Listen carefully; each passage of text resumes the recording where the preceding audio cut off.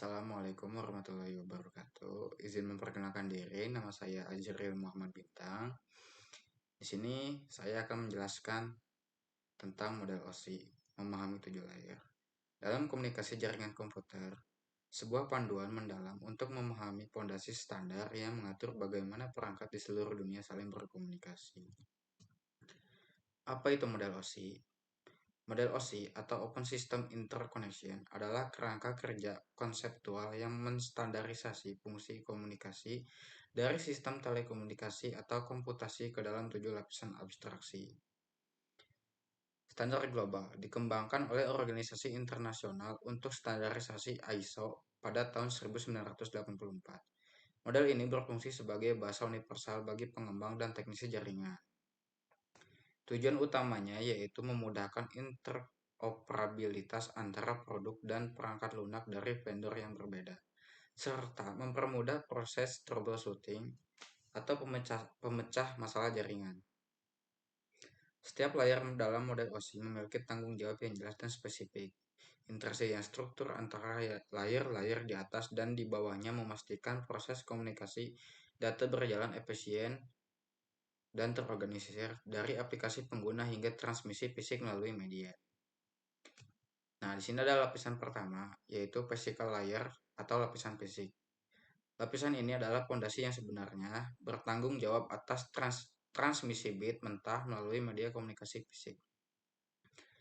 Fungsi utamanya yaitu mendefinisikan spesifikasi listrik, mekanik, prosedural, dan fungsional untuk mengaktifkan, memelihara, dan menonaktifkan koneksi fisik antar sistem. Yang kedua, ada data ditransfer sebagai sinyal fisik atau tegangan listrik, pulsa cahaya, atau gelombang radio. Media fisiknya yaitu kabel Ethernet, serat optik, dan Wi-Fi. Perangkatnya ada hub, repeater, modem, dan NIC atau Network Interface Card. Cara kerjanya yaitu mengubah data digital dari 1 second dan 0 second menjadi sinyal analog yang sesuai dengan karakteristik media fisik, misalnya pulsa tegangan untuk kabel tembaga. Di lapisan kedua ada data link layer atau lapisan data link. Pengiriman node to node menyediakan pengiriman data yang andal dan bebas kesalahan melalui tautan fisik tunggal hanya dalam satu jaringan lokal atau local area network. Pembingkaian atau framing membungkus bit mentah dari lapisan fisik menjadi unit data logis yang disebut frame, menambah header dan trailer. Kontrol akses media atau MAC mengatur bagaimana perangkat mendapatkan izin untuk mengirim data pada media bersama, misalnya CSMA atau CD atau CSMA dan CA. Fungsi kritis, pengalaman fisik.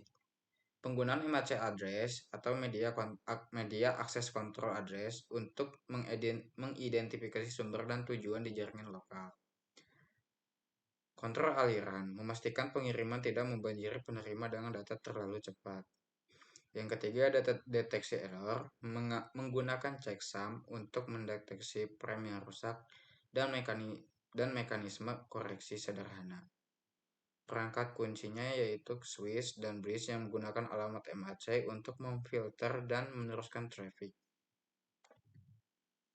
Nah, di sini ada lapisan ketiga, network layer atau lapisan jaringan. Lapisan jaringan adalah otak di balik komunikasi end-to-end di berbagai jaringan inter-network communication. Yang pertama, pengalamatan logis IP. Menggunakan alamat IP atau Internet Protocol untuk mengidentifikasi host secara unik di seluruh jaringan global. Alamat IP bersifat logis dan dapat berubah. Yang kedua ada routing, yaitu menentukan jalur terbaik untuk mengirimkan paket data dari sumber ke tujuan. Seringkali melalui banyak hop atau lompatan perantara, fungsi utama router. 3. Fragmentasi paket. Memecah segmen data dari layar transfer menjadi unit yang lebih kecil yang disebut paket agar sesuai dengan batas MTU atau Maximal Transmission Unit jaringan.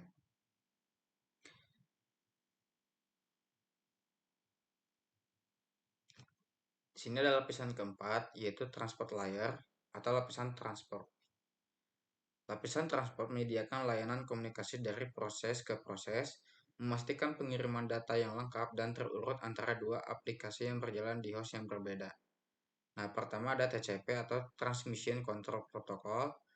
Protokol berorientasi koneksi yang menjamin pengiriman data menggunakan mekanisme three-way handshake untuk memulai koneksi, kontrol aliran, dan kontrol kesalahan untuk mengirim ulang data yang hilang.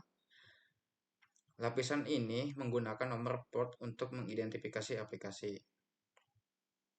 Nah, kedua ada UDP, yaitu User Data User Datagram Protocol. Protokol tanpa koneksi yang cepat namun tidak menjamin pengiriman, ideal untuk aplikasi yang sensitif terhadap waktu seperti streaming, video, VoIP, atau game online.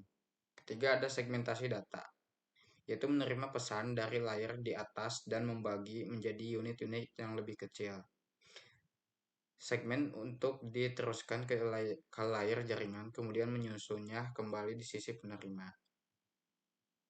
Yang kelima, ada session layer atau lapisan sesi.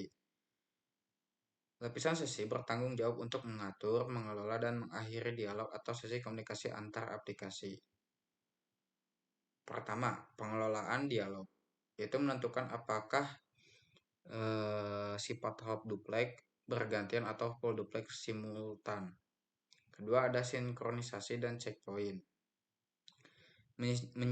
Menyisipkan anti-sinkronisasi atau checkpoint ke aliran data menggunakan transfer data dilanjutkan dari titik terakhir jika terjadi gangguan daripada harus mengulang dari awal. Ketiga, ada penutupan sesi, yaitu mengakhiri sesi dengan benar setelah data ditransfer, membebaskan sumber daya yang dialokasikan. Contohnya yaitu ketika Anda login ke sebuah situs, lapisan sesi mengelola status sesi Anda hingga Anda logout. Yang keenam, di sini ada presentation layer atau lapisan presentasi. Lapisan presentasi sering disebut sebagai penerjemah jaringan, memastikan bahwa data yang dikirim oleh lapisan aplikasi dari suatu sistem dapat dibaca oleh lapisan sistem lain. Tiga tugas utamanya yaitu satu, terjemahan data, mengubah format dari format spesifik aplikasi ke format umum yang dapat dipahami jaringan. Misalnya dari ASCII ke EBCDIC atau sebaliknya. Yang kedua ada enkripsi dan deskripsi.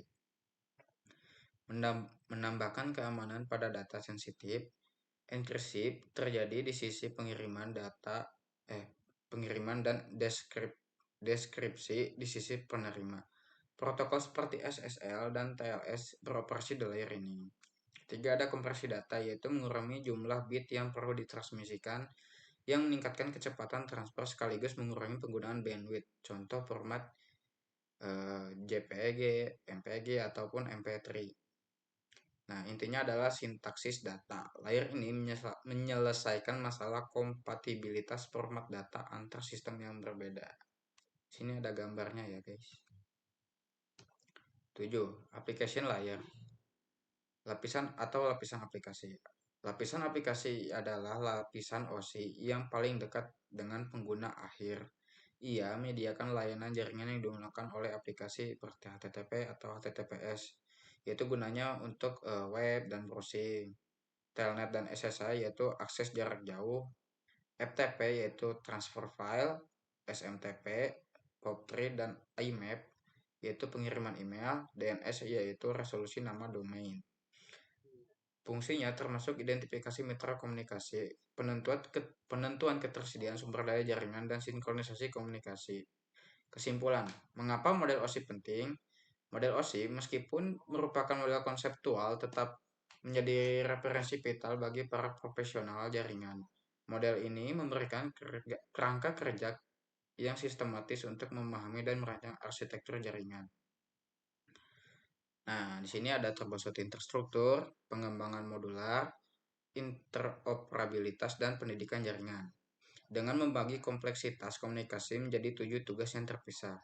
Model OSI memungkinkan teknisi untuk mengisolasi dan mengatasi masalah dengan jauh lebih cepat dan efisien.